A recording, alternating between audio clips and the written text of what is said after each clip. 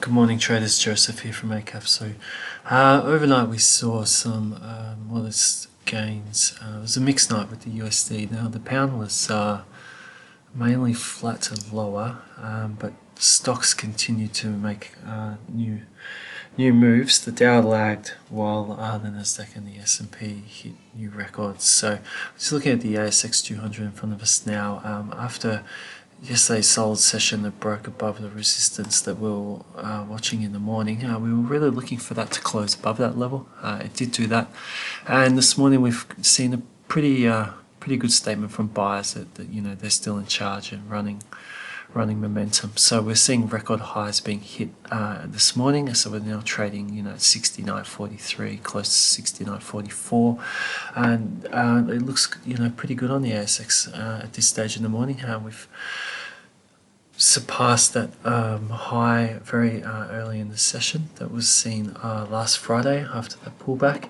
and with this. The same story was basically on the Nasdaq and the S&P.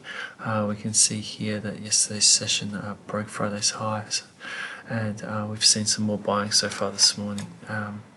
So the trends still look quite good, and we're seeing that short to medium term trends continue at this stage. We were curious to see if this could start a new lower high correction, but that's been totally snuffed out by last night's session. The US 30 or the Dow was a little bit of a surprise that it lagged yesterday. When we saw it failed to really break above that point, but this morning we are seeing a new test to that level, close to a test to that level, and we'll just watch and wait and see if it can actually break above that level, and if tonight's session can produce a rally to test that record high that was set last week.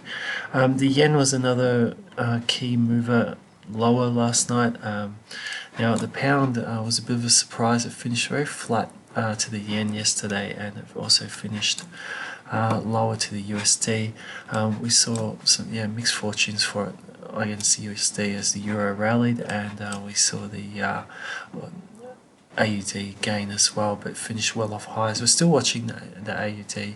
We want to see buyers stabilize and hold at this point, and possibly see a break above this level just to show that this trend break isn't setting up a new lower high at this point. But over on the yen, we saw some really good gains from all the majors except the USD to the yen last night. The euro was pretty much a bit of a standout, as was the dollar. We are testing this resistance at this point in the morning. A break above this point, would then like to see a break above this point. And then we'll be looking towards these two levels here as our next point of resistance if buyers are able to maintain and progress with this rally. But definitely at this stage we can see that trend line there. We've seen that new move off it, and it's trying to break out of this consolidation point that's been running, basically started in December last year. Now the dollar yen, we saw a break yesterday of the December resistance, so the market had been sort of stuck below this point for a fair period of time, and it did look like there was issues at that level on Friday, but yesterday buyers really made a statement off the back of a weaker yen.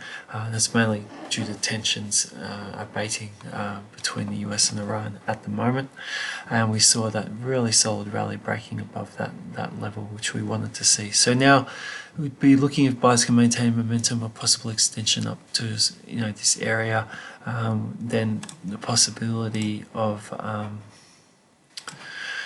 resistance presenting possibly from this area here, but we'll just have to see how far buyers can take this new breakout. So gold and oil finished lower overnight, so gold was looking like a possibility of setting up a bit of a base, short-term support base from this level here, but that was quickly rejected by sellers, and selling has continued this morning. So we can see a bit of a trend line forming now for gold, and if you are looking on the long side, we'll just have to give this market some time to work itself out.